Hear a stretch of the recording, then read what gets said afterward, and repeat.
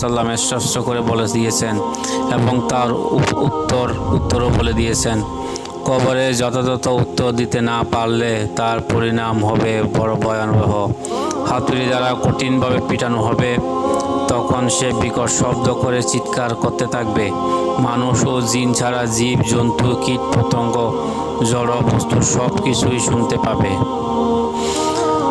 আব্দুল্লাহ ইবনে ওমর রাদিয়াল্লাহু তাআলা আনহু বলেন, রাসূলুল্লাহ সাল্লাল্লাহু আলাইহি ওয়াসাল্লাম বলেছেন, যখন তোমাদের মধ্যে কোনো ব্যক্তি মারা যায় তখন তারা স্থায়ী স্থানটি সকাল সন্ধ্যা তার সামনে পেশ করা হয়। সে যদি জান্নাতে হয় তাহলে জান্নাতের স্থান তার সামনে পেশ করা হয়, আর যদি জাহান্নামে হয় তাহলে জাহান্নামের স্থান তার সামনে পেশ করা হয় এবং বলা হয়, এই হচ্ছে তোমার আসল স্থান। কিয়ামতের দিন